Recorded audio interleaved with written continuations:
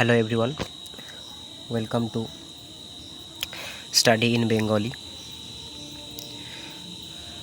আজকে আমরা শুরু করব এসএসসি এমটিএস এর 2023 এর প্রিভিয়াস ইয়ারের কোশ্চেন। এখানে অনেকগুলো প্রিভিয়াস ইয়ারের কোশ্চেন আছে। সেই প্রিভিয়াস ইয়ারের কোশ্চেনগুলো আমরা সবাই জানি যে প্রিভিয়াস ইয়ারের কোশ্চেনগুলো অনেক বেশি ইম্পর্ট্যান্ট হয়ে থাকে আপকামিং পরীক্ষার জন্য বা যে কোনো পরীক্ষার জন্য। এসএসসি এমটিএস এর ক্ষেত্রেও সেটাই তাই। তার কারণ টিসিএস প্রচুর প্রশ্ন রিপিট করে। তাহলে দেরি না করে শুরু করা যাক।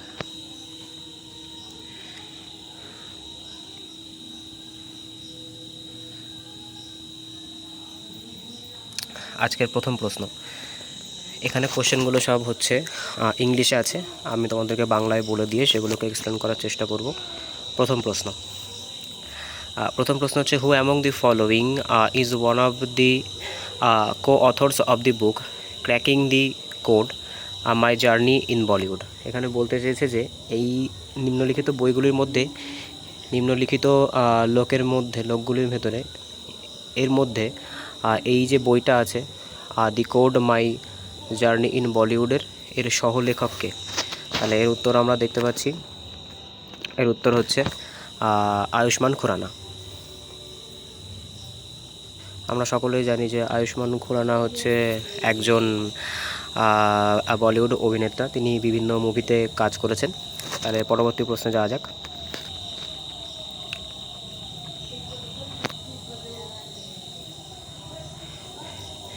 পরবর্তী প্রশ্ন বলেছে, who among the following is one of the co-authors of the book. এটা রিপিট হয়ে গেছে।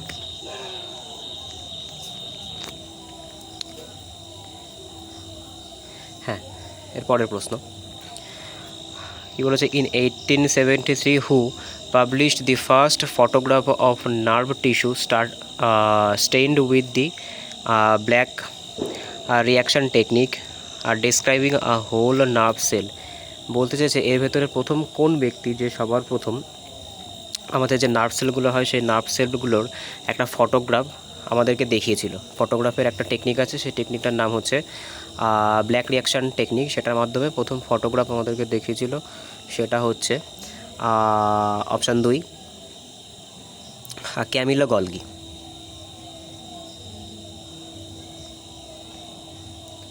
পরের প্রশ্ন,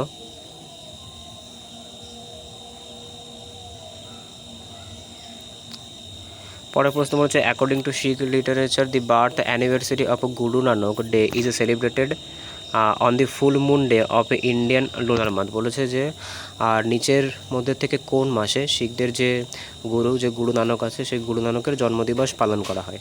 ঠিক আছে, যেটাকে আমরা গুরু নানক জয়ন্তী বলে থাকি, সেটা হচ্ছে কার্তিক মাসে। এখানে অপশান 4 হচ্ছে রাইট অ্যান্সার। নেক্সট কোশ্চেন, পরবর্তী প্রশ্ন বলেছে, Yakshagana is a folk dance that belongs to the state of dash. এর মধ্যে বলেছে ইয়াকশাগান হচ্ছে একটা ফোক ড্যান্স, যেটাকে আমরা লোকনৃত্য বলে থাকি, সেটা কোন স্টেটের বা কোন রাজ্যের। এটা আমরা সবাই জানি যে ইয়াকশাগানা কোথাকার। ইয়াকশাগানা হচ্ছে কর্ণাটকের। এছাড়াও এখানে কর্ণাটকের আরও বাকি যে ড্যান্সগুলো আছে তার মধ্যে কিছু কিছু নাম তোমরা যদি জেনে থাকো তাহলে সেগুলো নিচে কমেন্ট করে জানিও। এছাড়াও এখানে আছে কেরালার একটা বিখ্যাত ডান্স আমরা সবাই জানি, মোহিনী আট্টাম। তারপরে রাজস্থানে আছে কালবেলিয়া।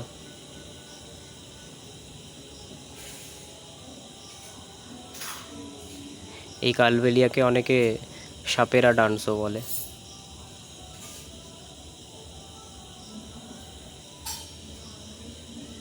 নেক্সট কোশ্চেন,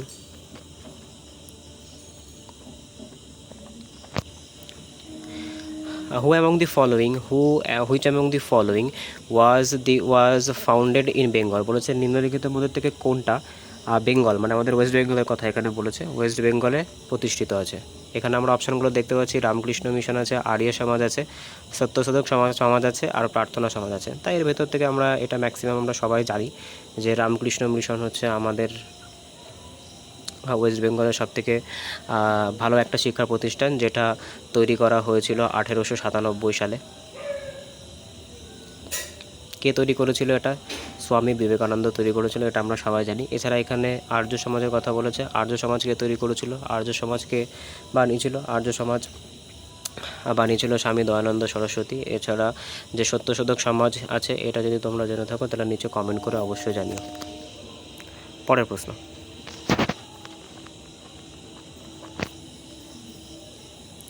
বলেছে on 15th August 1947 the first Prime Minister of India Jawaharlal Nehru raised the Indian national flag above the dash of the Red Fort in Delhi। এর ভেতরে বলেছে যে 1947 সালের 15ই আগস্ট স্বাধীনতা দিবসের দিনকে জওহরলাল নেহরু দিল্লির লালকেল্লা থেকে পতাকা উত্তোলন করেছিল। সেটা কোন গেট থেকে করেছিল? লালকেল্লার ভেতরে বিভিন্ন গেট আছে, তার মধ্যে কিছু কিছু গেটের নাম এখানে দেওয়া আছে, যেরকম বলেছে দিল্লি গেট থেকে করেছিল, কাশ্মীরি গেট থেকে করেছিল, আজমেরি গেট থেকে করেছিল, নাকি লাহোর গেট থেকে করেছিল। তাহলে এখানে লালকেল্লার মধ্যে আছে যেটা লাহোর গেট, সেই লাহোর গেট থেকেই সবার প্রথম স্বাধীনতার সময় জওহরলাল নেহরু পতাকা উত্তোলন করেছিল। এটা হচ্ছে লালকেল্লার লাহোর গেট থেকে। পরের প্রশ্ন,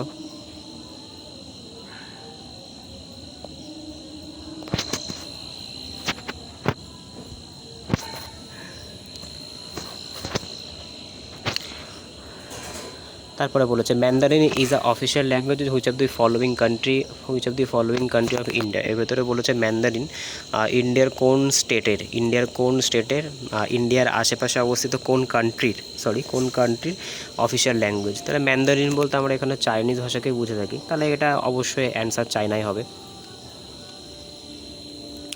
চাইনিজ, এখানে বেশিরভাগ মানুষজন কিন্তু বুদ্ধিস্ট।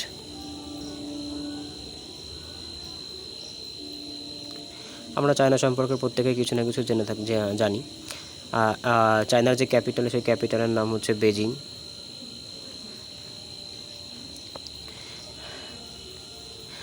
এছাড়া আফগানিস্তানের যে ক্যাপিটাল আছে, সেই আফগানিস্তানের ক্যাপিটালের নাম হচ্ছে কাবুল।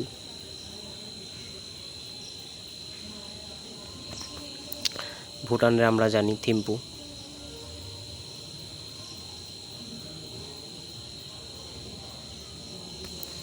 ঠিক আছে, যাওয়া যাক নেক্সট প্রশ্নে।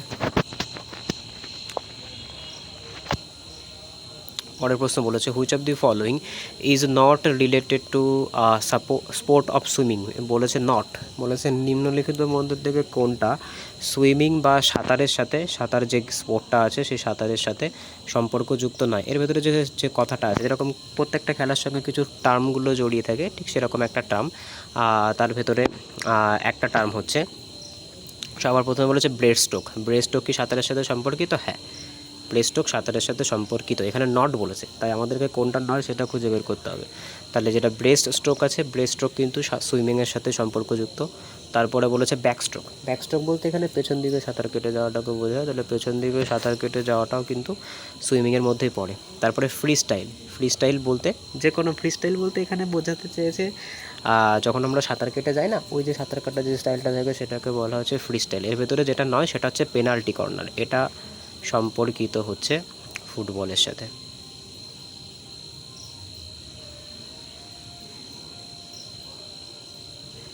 Next question,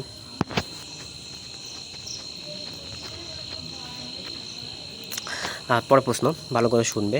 the east west corridor which is the part of golden quadrilateral super highways links which two cities of Indian from the following.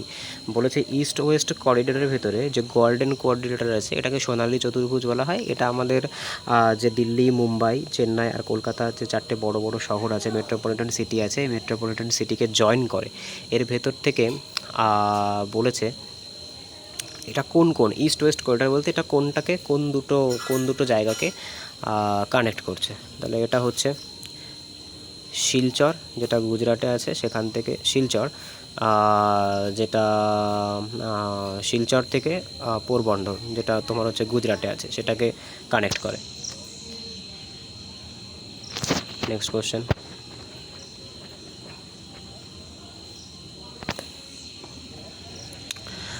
পরের প্রশ্ন বলেছে what is the name of the seventh most abundant metal in the earth's crust which is derived from the medieval Latin word kalium. বলেছে নিম্নলিখিতের মধ্যে থেকে এর ভেতর থেকে কোন পদার্থটি যেটি আমাদের পৃথিবীতে পাওয়া যায়, এরকম পৃথিবীতে পাওয়া যায়, তার র্যাঙ্কিংয়ের দিক থেকে 7 নম্বরে আছে। এটা একটা এটা একটা মেটাল যেটা পৃথিবীতে পাওয়া মেটালগুলোর মধ্যে যে প্রাচুর্যের দিক থেকে 7 নম্বরে আছে, যেটা ল্যাটিন নাম হচ্ছে ক্যালিয়াম। ক্যালিয়াম শব্দটা থেকে নেওয়া হয়েছে। তাহলে ক্যালিয়াম শব্দটা থেকে যে ধাতুর নামটা এসেছে সেটা হচ্ছে পটাশিয়াম। ওই জন্য পটাশিয়ামের সিম্বলে আমরা সবাই দেখতে পাবো পটাশিয়ামের সিম্বল কিন্তু পি নয়, পটাশিয়ামের সিম্বল হচ্ছে কে, কারণ এটি ল্যাটিন ওয়ার্ড ক্যালিয়াম থেকে এসেছে। নেক্সট কোশ্চেন, এখানে তোমরা বলতে পারবে যে অ্যালুমিনিয়াম, এই যে অ্যালুমিনিয়াম আছে, এই অ্যালুমিনিয়ামের চিহ্নটা কি? অ্যালুমিনিয়ামের চিহ্ন হচ্ছে এল। এর পারমাণবিক সংখ্যা কত? অ্যালুমিনিয়ামের পারমাণবিক সংখ্যা হচ্ছে 13। তারপরে ম্যাগনেসিয়াম আছে, ম্যাগনেসিয়ামের সংকেত কি? ম্যাগনেসিয়ামের সংকেত হচ্ছে Mg, আর এর পারমাণবিকতা হচ্ছে কত? এটা তোমরা কমেন্ট করে জানাবে। নেক্সট কোশ্চেন,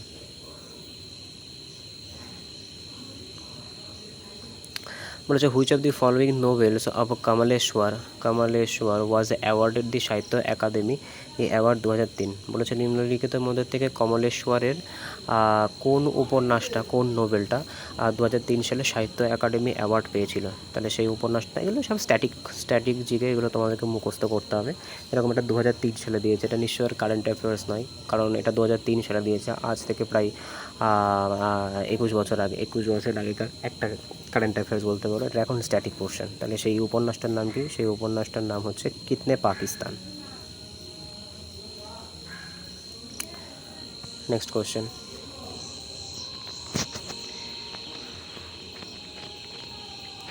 পরের কোশ্চেন বলেছে which of the following institute was founded by M G Ranade. এখানে এমজি রানাডে বলতে মহাদেব গোবিন্দ রানাডে আর হচ্ছে জিভি যোশী।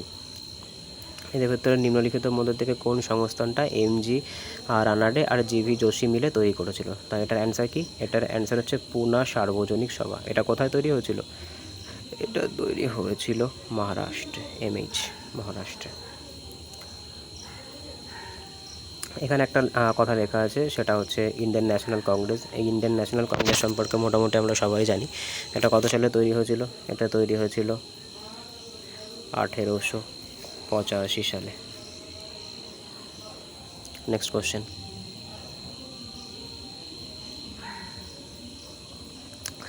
দেখো আজকে থাম্বনেলে যে কোশ্চেনটা ছিল সেটা হচ্ছে Rani Machaiah is the dash folk dancer who was awarded Padma Shri. এটা কিন্তু তখনকার সময় কারেন্ট অ্যাফেয়ার্স ছিল। বলেছে এর ভেতর থেকে রানী মাচাইয়া ইনি হচ্ছেন একজন ফোক ডান্সার যিনি 2023-এ পদ্মশ্রী পেয়েছিল। তিনি কোন ড্যান্সের সাথে অ্যাসোসিয়েটেড?